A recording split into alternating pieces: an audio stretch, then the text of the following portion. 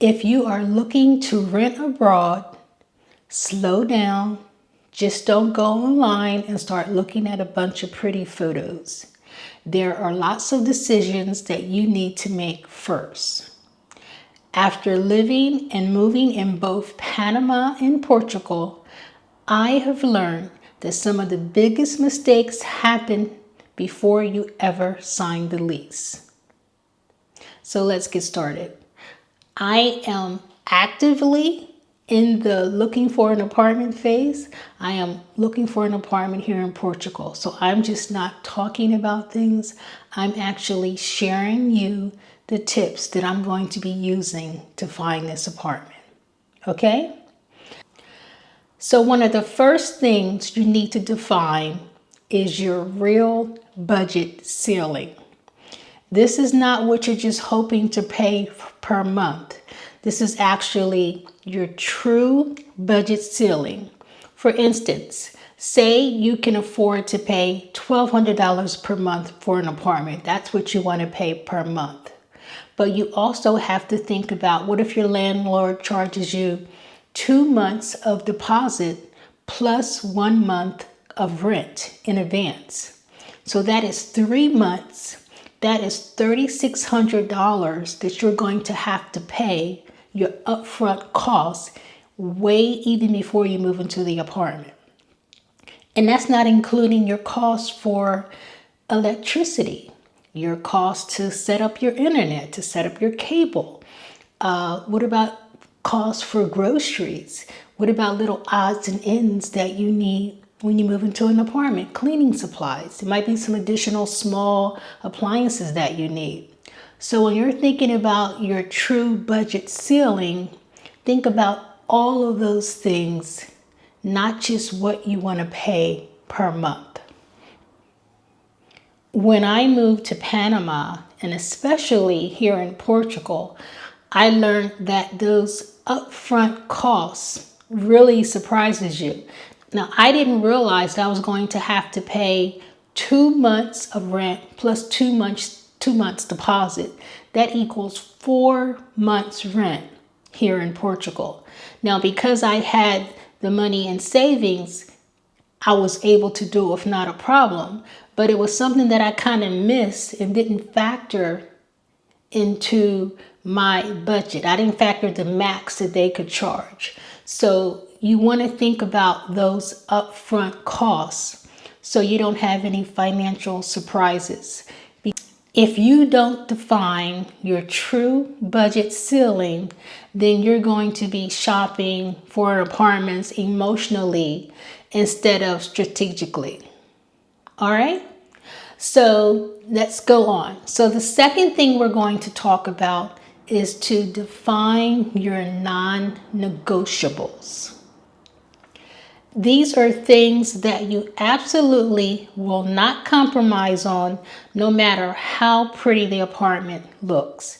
For instance, say if one of your non-negotiables is you want to be in the center of everything. You're like a nightlife person. You like to go out to bars. You like to eat at a bunch of restaurants. You want to be in the center of all the happenings. So you don't want to start looking at photos and pick some apartment and you don't realize that it's secluded and outside of the city center, and you're going to have to either catch the metro or the bus or whatever whenever you want to go out. So whatever your non-negotiables are, you need to be clear on that. And what I suggest that you do is make a list. Make like a list of your must-haves, a list of maybe, okay, this will be nice to have, and maybe another list, I don't really care if I get this or not. So make sure you are very clear on what your non-negotiables are. You could be a person that, hey, I don't want to be in the middle of things. I want to be on the outside. I want a quiet surrounding. So you don't want to get online and just pick an apartment and not even think about that. So make sure your non-negotiables are clearly defined. This is where most people underestimate how the apartment affects their daily rhythm. Your lifestyle flow is how you move through your day, how you work, how you live, do you host people? This is how you want to live your life, your everyday living, your lifestyle flow. Do you need it to be close to transportation? Do you need a garage? These are things that are going to affect your daily life. Think about, what do I need to be content in my daily life? Things that are not going to affect my daily flow. Do I need a separate office space because I have an online business and I need some private space to make phone calls, and it needs to be secluded from everywhere else, from everything else? Do I need that? So think about, when you're thinking about your apartment, think about your lifestyle flow, your rhythm of your life. What things do you like to do every day to maintain your daily life? When you have moved internationally several times like I have, you realize that an apartment is just not about square meters. It's about how it fits and supports your daily life. If your apartment does not fit your lifestyle flow, then you're going to feel it every day, and it is not going to feel good. Now, here's another place where people go wrong. They start reacting instead of leading the process. They go online, start looking at listings, they start booking appointments, random appointments with different realtors to show them listings. And basically the realtors start showing them what they want to show them. When I moved before, I approached things a lot differently. Well, I was on a whole nother thing, because when I first moved to Portugal, I had to have a lease for my D visa. So I was on like a short timeline to find an apartment. But this time, I have much more time to find and take my time to find my apartment. So I'm doing things differently this time. I'm being more strategic when it comes to finding my apartment. I'm leading the process instead of letting the agent just show me random apartments. So this is like the main thing that I did differently this time, and I think it was like clutch. I think this is key.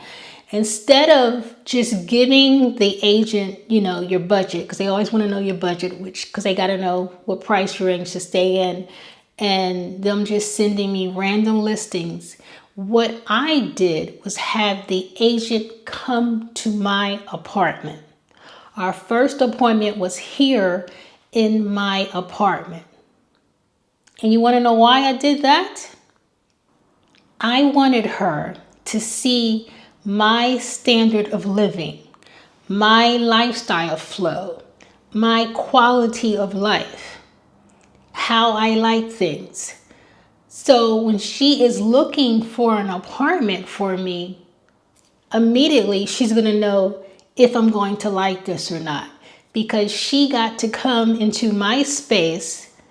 She can see, oh, Mary likes this, Mary likes this, oh, this is her standard. So I thought that was very important for her to have a clear ideal on my quality and my standard of living.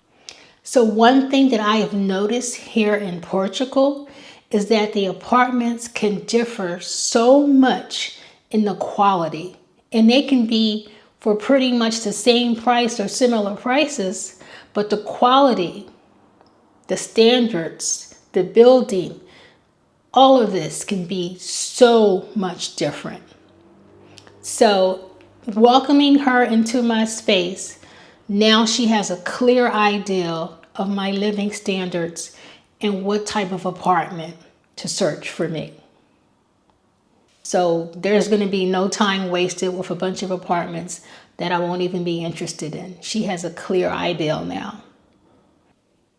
So when she brings me apartments to look at, when she sends me viewings, they're going to be apartments that flow with my lifestyle, my standard of living, not just apartments that are available. So when you define your budget ceiling, your non-negotiables, and your lifestyle flow, then you can lead the rental process like this. You are not at the mercy of the market. You are selecting a space that supports your lifestyle. So before you just get online and start looking at a bunch of photos and browse all these listings, make sure you define your budget ceiling, your non-negotiables, and your lifestyle flow. In the next video, I'm going to tell you exactly how I chose the realtor and what I talked to the realtor about so she can be clear on what to look for my apartment. Remember, like I told you in the beginning, I'm in this apartment hunting process here in Portugal, and I'm taking you along for the ride. So if this video was helpful, make sure you hit the like and subscribe and share it to someone that you think may be able to use this video. And I know I'm talking about apartments here in Portugal because that's where I'm at right now. But these are tips that can be used no matter where you are renting abroad. All right? Until the next video, thanks so much for watching. Ciao, ciao.